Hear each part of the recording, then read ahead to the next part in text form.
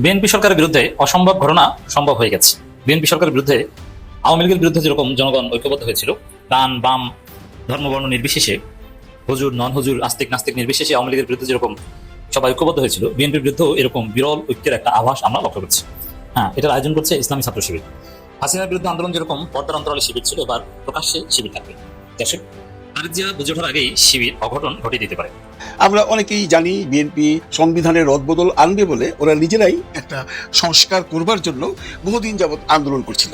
আপনারা কি জানেন সেই যে সংস্কার, তার মধ্যে কি কি আছে?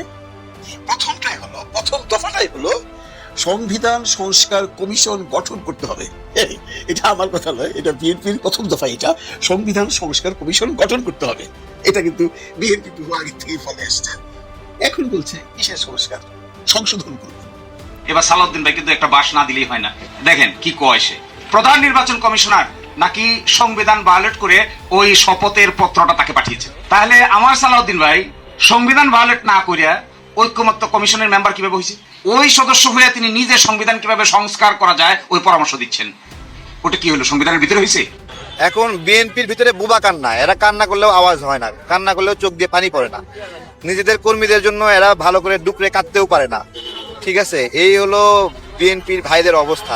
রাজনীতিবিদরা দেদারসে মিথ্যা কথা বলা শুরু করেছে। ইলেকশনের আগে এক কথা, ইলেকশনের পরে আর এক কথা, পুরোপুরি উল্টা।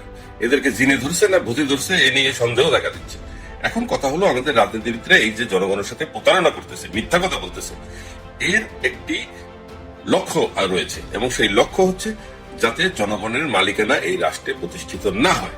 তবে আমি সাবধান করে দিচ্ছি, জনগণের সাথে এই প্রতারণা করে কিন্তু বেশি দূর যাওয়া যাবে না। একসময় কিন্তু জনগণ পিঠের চামড়া তুলে নেবেন, তাতে যত বড় হেডাওয়ালা পলিটিশিয়ান আপনি হন। বাংলাদেশে জনগণের মালিকানা প্রতিষ্ঠিত হতে হবে, এবং তার জন্য এই বস্তা পচা সংবিধান পরিবর্তনের কোনো বিকল্প নাই। আমরা ইনশাল্লাহ, আপনারা কালকেই দেখবেন যে আমরা কি করি। এখন কথা হচ্ছে যে আমরা কি আন্দোলন গড়ে তুলবো? জনগণকে সাথে নিয়ে করবো। তবে আমি বলেছি যে আমাদের 11টি দল আমরা একত্রে বসে, দ্রুতই আমরা বসছি এবং বসে আমরা আমাদের সিদ্ধান্তগুলো নিব। আপনাদের মাধ্যমে আমরা জানাবো, আপনারা সেই বৈঠকের খবর পাবেন। স্বরাষ্ট্রমন্ত্রীর কথা বলে আইনমন্ত্রী, আইনমন্ত্রীর কথা বলে স্বরাষ্ট্রমন্ত্রী, স্বাস্থ্যমন্ত্রীর কথা বলে অর্থমন্ত্রী, অর্থমন্ত্রীর কথা বলে শিক্ষামন্ত্রী। অভিজ্ঞ লোকের সংকট পড়েছে, কে কার কথা বলবে এটা নিজেদের মধ্যে সমন্বয় না করে প্রত্যেকে যার যার নিজের মতো করে কথা বলা শুরু করেছেন। বিধায় আমরা লক্ষ্য করেছি, তেল নিয়ে সমস্যার পরিবর্তে নেতাদের কাছে এখন আমরা পত্রিকায় কোথাও কোথাও ব্যঙ্গ করে লিখতে দেখি, তেলের সমস্যার সমাধান কোথায় পাবেন? তেলের সমস্যার সমাধান পেতে হলে মন্ত্রণালয়ে গিয়ে দেখেন কি পরিমাণ তৈল ঢালা হচ্ছে, এবং তেলের তো ওখানে তৈল ঢালার কারণে তো বাজারে তেলের সমস্যার সংকট তৈরি হয়েছে। ভারত এটা চায় যে একজনের হাতে ক্ষমতা থাক, একজনকে নাচাবে আর সারা দেশ নাচবে। একজনকে কন্ট্রোল করলে সারা দেশ কন্ট্রোল করা যায়। এই সরকারও চাচ্ছে এই 72-এর সংবিধানকে রেখে দিতে।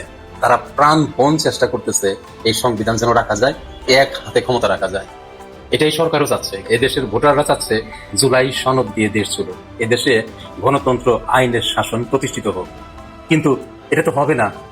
এই গণভোটকে তারা অবৈধ করে দিচ্ছে অলরেডি। এটা আর সংসদে সম্ভব নেই।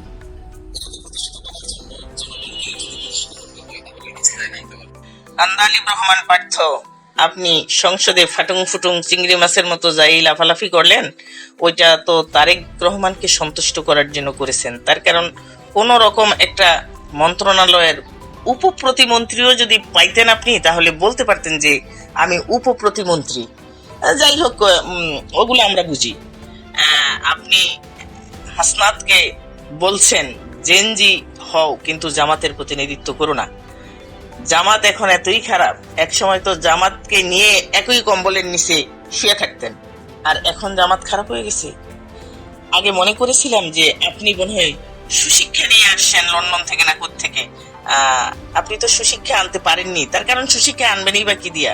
আপনিও তো জনগণের পয়সা দিয়েই ওখান থেকে লেখাপড়া করে আসছেন। তো আপনাদের লজ্জা শরম তো নাই। যারা পরেরটা খেতে খেতে এত বড় হয়, শিক্ষা গ্রহণ করে, তাদের লজ্জা শরম আর থাকবে কি? তারা তো হাত পেতে নেওয়ার মতো একজন মানুষ। দর্শক, গত বছরে আন্তর্জাতিক অপরাধ ট্রাইব্যুনালে নভেম্বরে আমরা দেখেছি যে শেখ হাসিনার বিরুদ্ধে যে রায় হয়েছে মৃত্যুদণ্ডের আদেশ, সেই মৃত্যুদণ্ডের আদেশের পরে অনেক সময় গড়িয়েছে, কিন্তু এবার একটা নতুন চাঞ্চল্যকর খবর এসেছে। লন্ডন ভিত্তিক একটি আইনি সংস্থা শেখ হাসিনার এই মৃত্যুদণ্ডের রায়ের বিরুদ্ধে আইনি নোটিশ পাঠিয়েছে আন্তর্জাতিক